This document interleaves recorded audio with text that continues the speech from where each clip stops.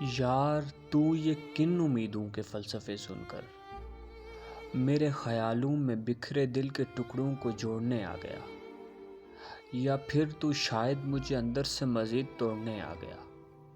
تو کوشش میں ہے کہ میں بھول جاؤں ان آنکھوں کو، ان آنکھوں کے ساحل پہ دنیا ختم تھی جنہیں دیکھ کر آسٹن نے لکھنا سیکھا۔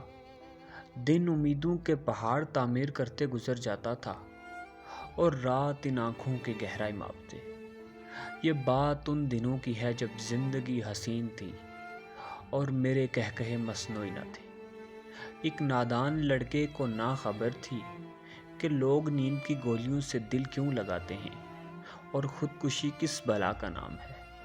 وہ اتنا جانتا تھا کہ دنیا بنانے والے نے محبت کے سوا یہاں کچھ نہیں رکھا۔ وہ بے خبر تھا ہوا کی موسیقی سے، دریاؤں میں دفن ان لاشوں سے جنہیں محبت نامی دیوی نے نوچ ڈالا۔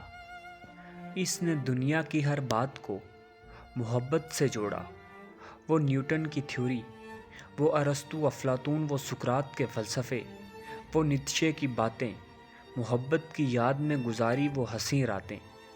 وہ بے خبر تھا یونیورسٹی کے رجسٹر کے پہلے ورق پر لکھی فراز کی غزلوں سے۔ اسے خبر نہ تھی خوشبو کے علاوہ بھی یہ سرخ گلاب کس طرح انسان نگل جاتے ہیں۔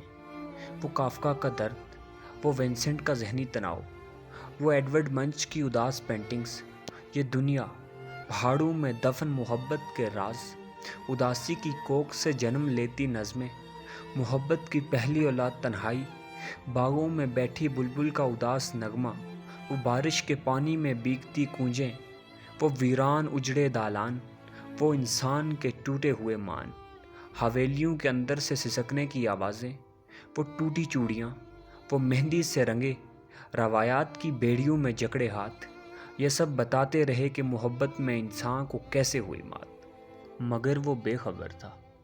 کاش وہ تیری طرف بڑھتے ہر قدم کو روک لیتا تو شاید اسے یہ عمروں کے خسارے نہ اٹھانے پڑتے۔ تمہارے ساتھ نے اسے اندھیرے میں دھکیل دیا جہاں اس نے لاکھ شمعیں جلانے کی کوشش کی، مگر اس کی قسمت سمجھوتے کی دہلیز پر نہ آ سکی۔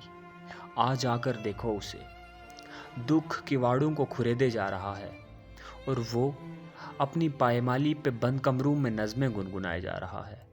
وہ اپنی موت کو روز کسی انجان دن تک ملتوی کر دیتا ہے جو شاید اس سیارے پر کبھی نہیں آنے والا۔ گھڑی کی سوئیاں ہر چکر کے ساتھ اس کا جسم چھیدے جا رہی ہیں اور وہ انتظار میں ہے کہ تم کسی انجان صحرا سے اٹھ کر اسے آواز لگاؤ تاکہ اس کی بینائی اور قوت سماعت لوٹ سکے۔ اس نے تنہائی کے خوف سے آدھی راتوں کو اٹھ کر تمہیں آوازیں بھی لگائی، مگر تم تک پہنچنے سے پہلے اس کی آوازیں انتقال کر جاتی ہیں۔ آ جاؤ اور دیکھو، فقط سانس لینے اور ماؤں کی خاطر زندہ رہنے والے دراصل کب کے انتقال کر چکے، اور خدا کی عدالت تمہارے انتظار میں ہے۔